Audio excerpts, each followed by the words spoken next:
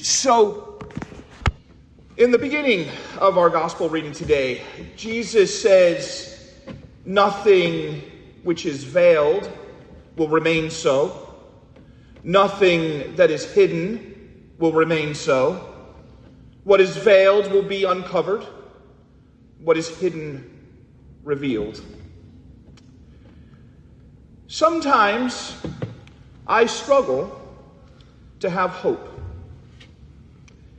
Maybe it's just that I struggle with being optimistic. But I will admit that there are times that hope itself seems impossible. I worry, for example, about the injustices of our world and the suffering that is caused by human beings that they inflict on one another in our world. And I worry that is just how it's always going to be. It sometimes seems like too much, too overwhelming. But then I try to remember that is what the powerful have always wanted the powerless to think. The powerful desire to remain in power, and one of the ways to remain so is to make the powerless feel that the structures of power are permanent. That these structures are necessary and cannot be changed. That the reasons for suffering in our world are not found in injustices due to deliberate acts of others, but are simply the way things have to be, the way things should be, the way things must be. The gospel, though, in its preaching today, even in its preaching of division, is, I think, preaching hope. And it's counseling not despair, but the possibility of change. So this last Friday, we celebrated as a nation Juneteenth. Now, growing up, I had never heard of this holiday.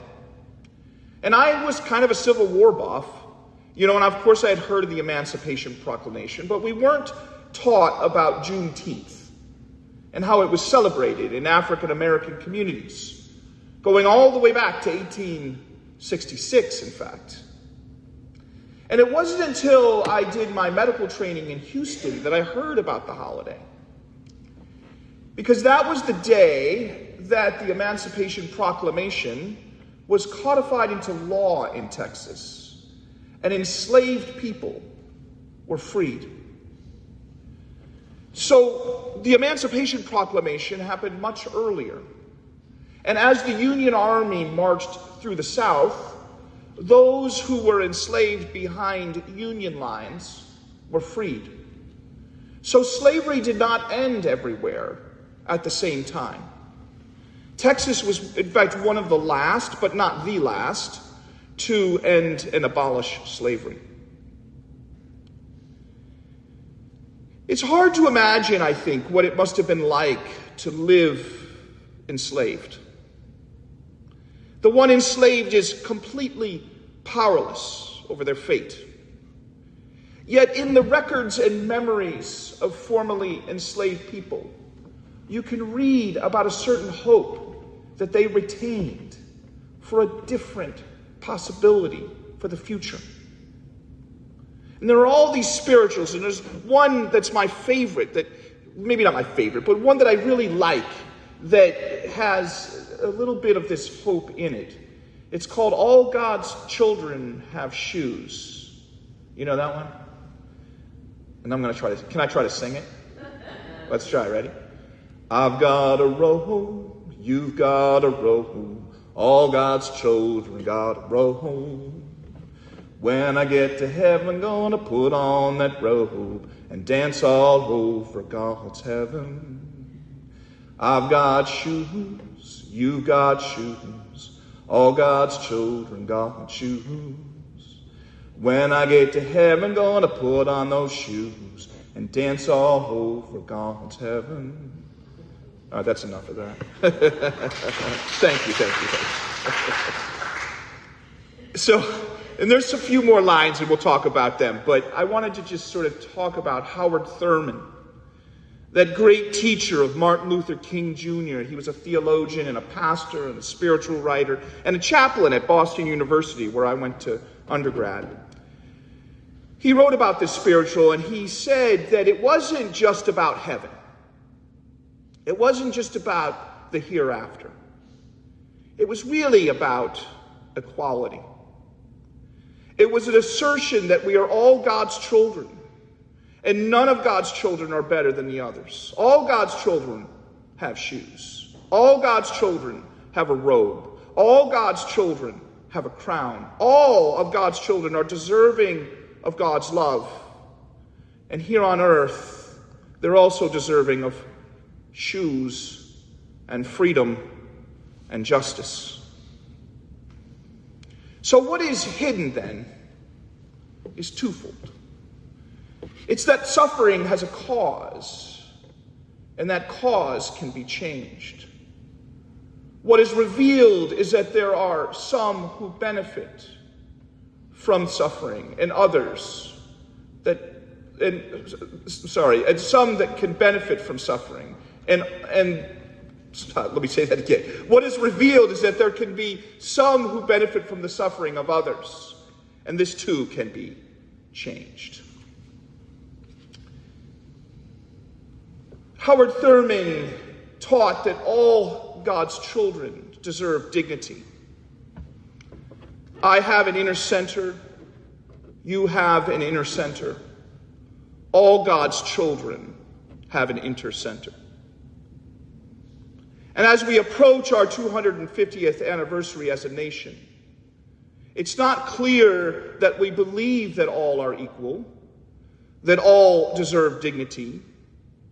We could seem to be divided and fearful and angry and mean.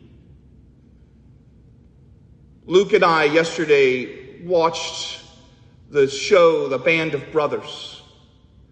And I'm afraid that we're no longer this band of brothers.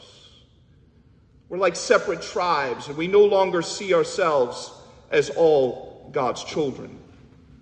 We are divided. And Jesus says today to us, he says, I came not to sow peace, but a dagger.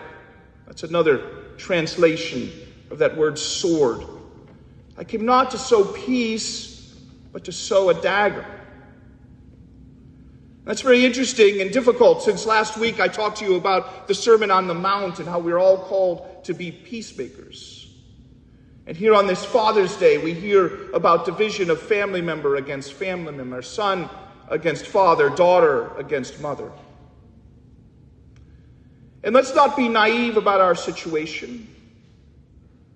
Perhaps the comforting thing about those verses is that at least we can say, well, there was some dysfunctional families back then too.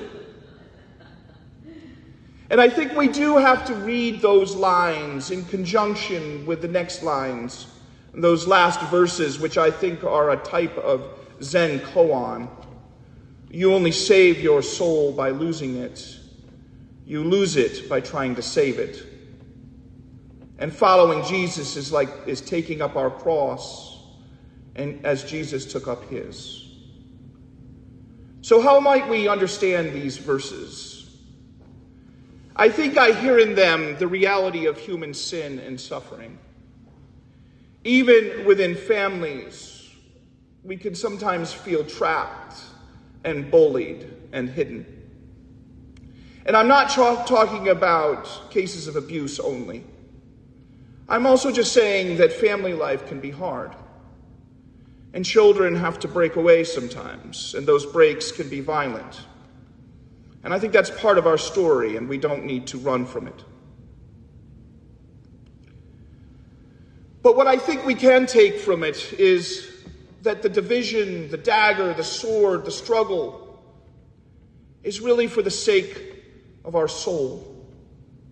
That place that Howard Thurman called the inner center of our consent. He got that phrase from a Quaker teacher of his. And it symbolizes that place in us that touches God. It's the place where God speaks to us, and it can never be destroyed completely. This soul, this inner area of ours, as long as we are alive, can always be reached. That inner area of ours, this life, this soul in others, can also still be reached. And here is the paradox.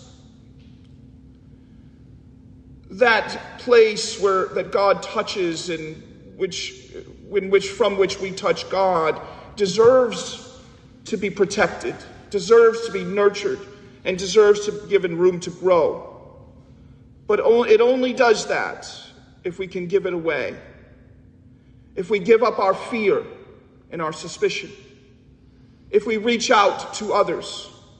If we bravely stand up to persecution and to hate and to violence.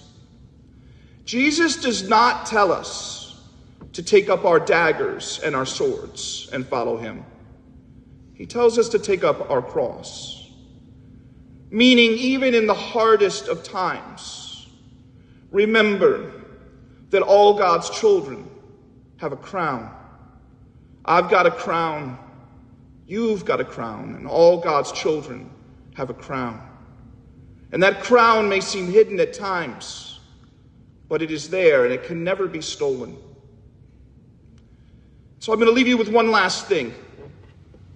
The lyrics of All God's Children Have Shoes have within them this line: everybody's talking about heaven, ain't going there. Everybody talking about heaven ain't going there.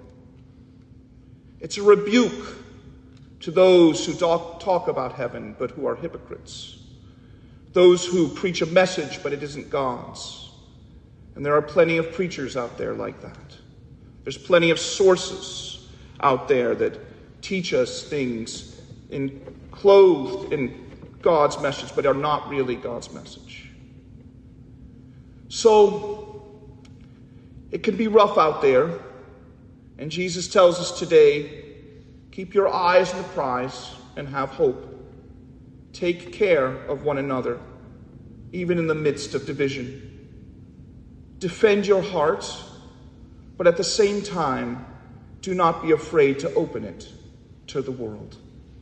Amen.